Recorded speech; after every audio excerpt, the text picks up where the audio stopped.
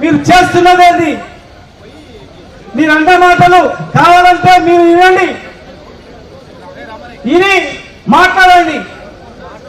నోరు ఉంది కదా అని చెప్పి, అబద్ధాలు వింటున్నారు కదా అని చెప్పి ఇష్టానుసారంగా మాట్లాడితే ఎవరైనా క్షమించిందేమో కానీ ఈ ప్రజలు బడుగు బలిగిన వర్గాల వాళ్ళు క్షమించరు. దయచేసి కామారెడ్డి డిక్లరేషన్ ఎవరితో చెప్పించిండు? ఒక బీసీ ముఖ్యమంత్రితో చెప్పించింది. అంటే మీరు పోయి ఆయన అడకపోరు అని చెప్పినట్లనా? ఇలా ఆ రోజు మాట్లాడింది అమలు కాకపోతే, లేకపోతే మీరు ఈరోజు మోసం చేసినాం, ఏం చేస్తారు? మళ్ళీ మోసం చేస్తారు కాముంటారా? ఏ ఉద్దేశం? కామారెడ్డి డిక్లరేషన్ లో మీ అంతకు మీరే 42% చట్టబద్ధత కల్పించి 6 నెలల్లో రిజర్వేషన్ ఇస్తామన్నారు. 6 నెలలు కాలేదా? మాట్లాడింది మీరు మాట్లాడించిన మాటలు, సిద్ధరామయ్య గారు మాట్లాడిన మాటలు మీకు కావా? చెప్పండి.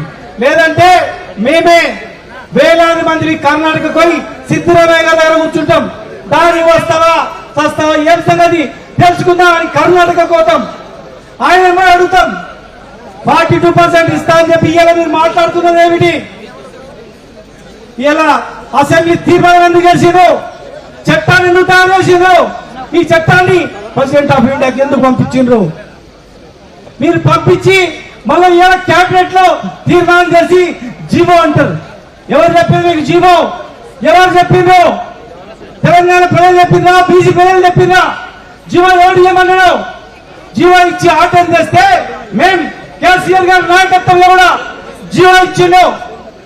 జీవో అయింది 33% బీసీలకు ఎమ్మెల్యేలుగా ఎంపీలుగా ఇవ్వాలని తీర్మానం చేసిండు. జీవో తెచ్చిండు 34% ఇస్తామని.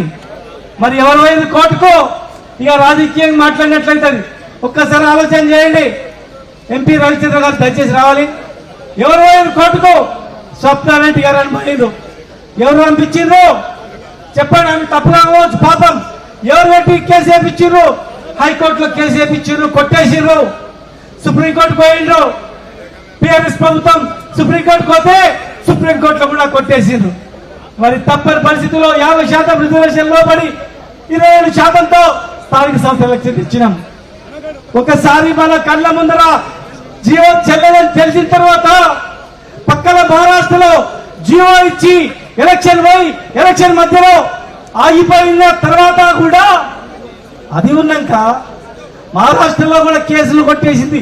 అది ఉన్నాక బీహార్ పాట్నాలో కేసు కట్టేస్తే జీవోలను కొట్టేస్తే అది ఉన్నాక ఇవాళ మేమేమన్నా అంగోటి కాదమా? మేమేమన్నా చదువురానోళ్ళమా? వెంకట రోజుల్లో బస్సు లేకుండా, బస్ లేకుండా, స్కూల్ లేకుండా, బడి లేకుండా, పేపర్ లేకుండా మమ్మల్ని అందరినీ కూడా అవలగాల మాదిరి వేసి కులాలందరూ కూడా మీరందరికి ఇదే పని చేసుకొని బతకాలంటే చేస్తే ఇలా మహాత్మా జ్యోతిబా ఫులే పుణ్యాన చదువుకొని గొప్ప వాళ్ళయింది. ఇలా మీరు జీవోలు చెల్లవని చెప్పి ఎవరు చెప్పారు? మీరు ఇవ్వమని జీవో మీరు 10 మందిని మేనేజ్ చేయొచ్చు, 10 మందిని పైసలతో కొనొచ్చు, 10 మందిని మభ్య పెట్టచ్చు. కానీ లక్షలాది మంది, కోట్లాది మంది ఈ జనాన్ని మీరు కొనలేరు. గుర్తుపెట్టుకోండి. ఈ తెలంగాణ గడ్డ ప్రాణాలకు తెగించి కొట్లాడే గడ్డ, నక్సలైట్ ఉద్యమాన్ని పుట్టించిన గడ్డ, నక్సలైట్ ఉద్యమం గణపతి పుట్టినటువంటి గడ్డ, చాకలి ఐలమ్మ సాయుధ పోరాటం నడిపినటువంటి గడ్డ, కొమరం భీం పుట్టినటువంటి గడ్డ, సర్వారి పాపన్న పుట్టినటువంటి గడ్డ, శ్రీకాంత్ చారి పుట్టినటువంటి గడ్డ ఇది. ఈ గడ్డ మీద మీరు చరిత్ర తెలుసుకోకుండా జీవాలు ఇచ్చి ఎలక్షన్లో పోయి మమ్మల్ని ఏం చేయాలనుకున్నారు? మమ్మల్ని పిచ్చోళం చేయాలనుకున్నారా? మేము పిచ్చోళంగాం, అవగాహన చేయాలనుకున్నారా? మేము అవగాహన, మీరే అవలా అవుతారు, మీరే పిచ్చోళ్ళు అవుతారు. మేము తెలియజేస్తా ఉన్నాం. ఈ రోజు ఇక్కడ ఉన్నటువంటి వాళ్ళందరూ కూడా కట్టుబడి మేమందరం వచ్చినాం. మేము ఏ పార్టీలో ఉండొచ్చు కాక ఆ పార్టీలో కూడా ఆ రోజు మేము 2 పార్టీ సీట్లు వస్తే 2 రాజ్యసభ సీట్లు, ఒకటి యాదవులకు, ఇంకొకరికి ముద్రాజులకు ఇవ్వాలని చెప్పి అందరం కూడా మా నాయకుడు ఇచ్చిండు. మొన్న ఒక ఎమ్మెల్సీ ఉంటే ఒక ఎమ్మెల్సీ ఎమ్మెల్సీ ఇప్పించుకున్నాం. ఎన్నో ఒక రజకులకు ఎమ్మెల్సీ సీటు వరంగల్లో ఇప్పించుకున్నాం. Market యార్డులలో reservation ఇప్పించుకున్నాం. ఎన్నో వేసుకున్నాం.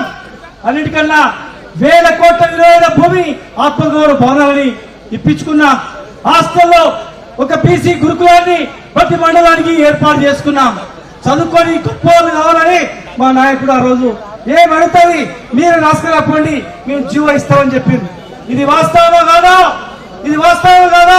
ఈ రోజు భారతీయ జనతా పార్టీలో ఉండొచ్చు ఈటల రాజేంద్ర గారు అడగమని చెప్పండి. కరెక్ట్ అని చెప్తాడా లేదా? ఏ పార్టీలో ఉన్నా ఈరోజు జోగి రమణ గారు అడగమని చెప్పండి, చెప్తాడు. ఈరోజు గందుల కమలాగా అని చెప్పండి, ఇమ్మీడియట్ గా నిధులు కేటాయించిందా లేదా? మేము ఎవరు చేసినాం, మీరు ఇంకా ఎక్కువ చేస్తామంటేనే కదా మీరు ఆశపడి మా వాళ్ళందరూ మీకు ఓట్లేసింది. ఇవాళ ఈ చరిత్రలో యాదవ్లు క్యాబినెట్ మంత్రిగా చరిత్ర లేదు. ఇవాళ గొల్ల కురువులకు లేదు ఇక్కడ, మున్నూరు కాపులకు లేదు ఇక్కడ, ముద్రాజులకు బీసీఏ గురువులు చేస్తామని అది లేదు, మంత్రి పదవులు లేవు. చైర్మన్ 50 ఇస్తే పనికి వాళ్ళ పని 5 ఏడు పాడేసింది. భార్యలు బీసీ ఉంటే ఆ కోటలు పెట్టి పాడేసింది. ఎమ్మెల్యేలు టికెట్ ఇవ్వాలని రాహుల్ గాంధీ గారు చెప్తే చార్మినార్, యాకత్పుర, డబిల్పుర గమించిండు. మరి రాహుల్ గాంధీ గారు మీరెంతనో మీకు ఎంత అన్నాడు. ఇదా ఈ జీవోలో రాహుల్ గాంధీ గారు చెప్పిన జీవో ఇష్యూ చేసి అయిపోతుంది చేతులు దులుపుకోపోమని. బీసీ బిడ్డలారా, బీసీ ఉద్యమానికి మరి సపోర్ట్ చేసేటువంటి అందరూ అగ్రవర్గాల్లో ఉన్నటువంటి నిరుపేదలారా ఒక్కసారి మీరు ఆలోచన చేయండి. ఇంత ఈజీగా ఒక జీవోతో రిజర్వేషన్ ఇచ్చుకునేటట్లుంటే ఇన్ని రాష్ట్రాలు ఇన్ని కొట్లాటలు ఎందుకు అవుతాయా? ఇన్ని రోజులు ఎందుకు అవుతుంది? అదే జీవోతో అయ్యేది మొదలై మీరు జీవో ఇచ్చేది ఉంటుంది.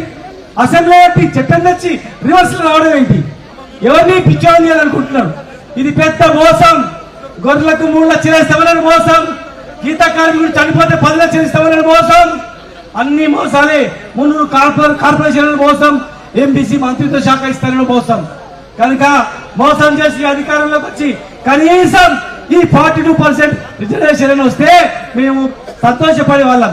అది కూడా అందుకే ఈరోజు వార్డు మెంబర్ నుంచి సర్పంచ్ నుంచి ఎంపీటీసీ నుంచి జడ్పీటీ నుంచి అనేక ఉద్యమాలు చేసినటువంటి వాళ్ళందరూ కూడా ఇవాళ కొట్లాడి తెగించి ఇవాళ వాళ్ళందరూ కూడా ఒక వేదిక మీదకి వచ్చారు.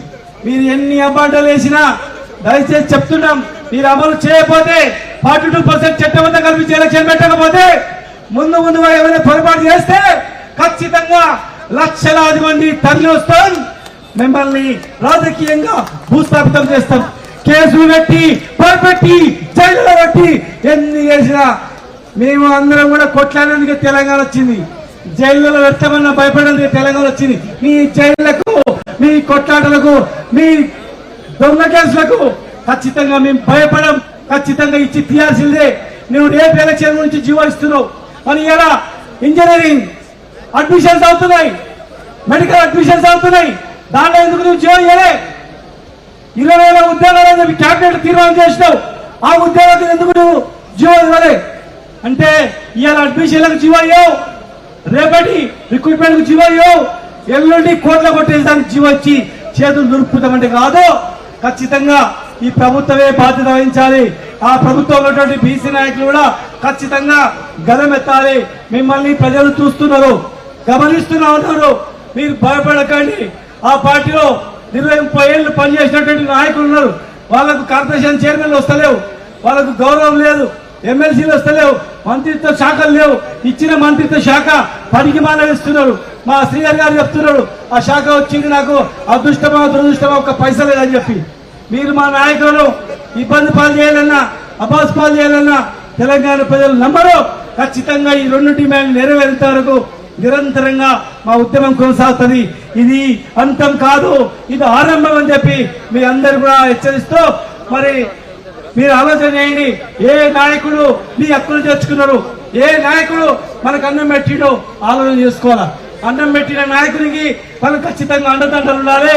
మన జాతికి మోసం చేసిన వాళ్ళకు కూడా ఖచ్చితంగా ఎక్కడ వాత పెట్టాలో అక్కడ వాత పెట్టాలని చెప్పని మీ అందరూ కూడా తెలియజేస్తూ జై తెలంగాణ. దయచేసి ఎవరు కూడా పో. జై తెలంగాణ, జై బీసీ, జై బీసీ, జై జై బీసీ.